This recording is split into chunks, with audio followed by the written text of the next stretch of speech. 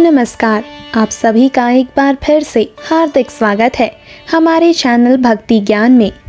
आज हम सुनेंगे आमल एकादशी, जिसे आंवला एकादशी भी कहा जाता है, की पावन व्रत कथा। पौराणिक ग्रंथों में उल्लेख मिलता है कि जब भगवान विष्णु ने इस सृष्टि की रचना की, तब उन्होंने आंवले के वृक्ष को भी उत्पन्न किया। कहा जाता है कि आंवले के वृक्ष का स्मरण मात्र गोदान के समान पुण्य देता है। आंवले के फल का सेवन व्यक्ति को पुण्य और मोक्ष का मार्ग प्रदान करता है। आमल एकादशी का व्रत फागुन मास में महाशिवरात्रि और होली के बीच मनाया जाता है। इस दिन आंवले के वृक्ष की विशेष पूजा की जाती है। भगवान विष्णु को आंवला अत्यंत प्रिय है और मान्यता है कि आंवले के वृक्ष में स्वयं भगवान विष्णु का वास होता है।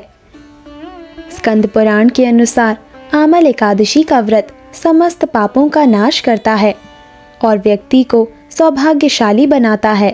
अब चलिए आमल एकादशी की पौराणिक कथा सुनते हैं। प्राचीन काल में वैदिक नाम का एक नगर था। इस नगर में ब्राह्मण, क्षत्रिय, वैश्य और शूद्र चारों वर्ण सुख और संतोष से रहते थे। नगर में कोई पापी, दुष्ट या नास्तिक नहीं था। हर ओर भगवान विष्णु की भक्ति और मंगलमय स्वर गूंजते रहते थे। इस नगर में चैत्र रथ नाम का एक प्रसिद्ध चंद्रवंशी राजा राज्य करता था। वो विद्वान, धर्मात्मा और प्रजावत्सल राजा था। नगर में सभी निवासी भगवान विष्णु के भक्त थे और आमल एकादशी का व्रत श्रद्धा और भक्ति से करते थे। एक बार फागुन मास के शुक्ल पक्ष की आमल एकादशी आई।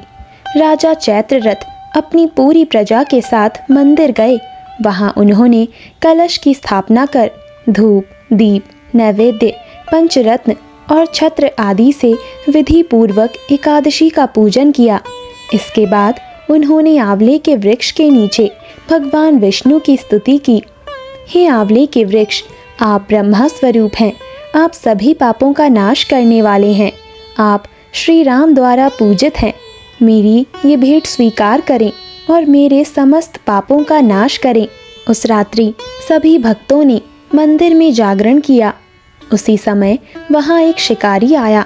वो अत्यंत पापी था और जीव हिंसा करके अपना जीवन यापन करता था।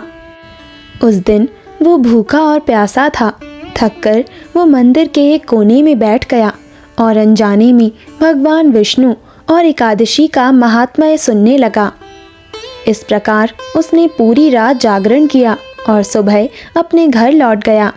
कुछ समय बाद उस शिकारी की मृत्यु हो गई, परंतु आमल एकादशी के व्रत और जागरण के पुण्य से अगले जन्म में वो एक राजा के घर जन्मा। उसका नाम पड़ा वसुरज। जब वो बड़ा हुआ तो एक शक्तिशाली राजा बना।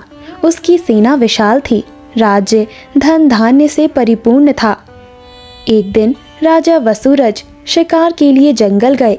भटकते हुए वे एक आंवले के वृक्ष के नीचे विश्राम करने लगे और वहीं उन्हें नींद आ गई। उसी समय डाकुओं का एक दल वहां आ पहुंचा।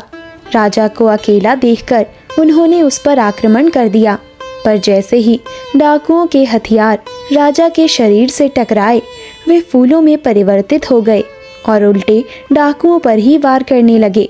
सभी डाकू अचेत होकर गिर पड़े। उसी क्षण राजा के शरीर से एक दिव्य देवी प्रकट हुई। उसकी आंखों से अग्नि की ज्वालाएं निकल रही थीं। देवी ने सभी डाकुओं का संहार कर दिया। जब राजा की नींद खुली तो उन्होंने डाकुओं को मृत अवस्था में देखा और आश्चर्य करने लगे। मेरी रक्षा किसने की? तभी आकाशवाणी हुई, हे राजन, तुम्हारी रक्षा स्वयं भगवान विष्णु ने की है। ये तुम्हारे पिछले जन्म में आमल एकादशी के व्रत का फल है। ये सुनकर राजा वसुरज कृतज्ञ भाव से अपने राज्य लौट आए और धर्मपूर्वक राज करने लगे। तो ये थी आमल एकादशी की पावन व्रत कथा। जो भी व्यक्ति इस कथा को श्रद्धा से सुनता या पढ़ता है, उसके समस्त कार्य सफल होते हैं और अंत में वो विष्णु लोक को प्राप्त करता है। आपको ये कथा कैसी लगी, कमेंट करके अवश्य बताइए। ऐसी ही भक्ति भरी कथाओं के लिए हमारे चैनल को सब्सक्राइब करना ना भूलें। धन्यवाद। जय श्री हरि विष्णु।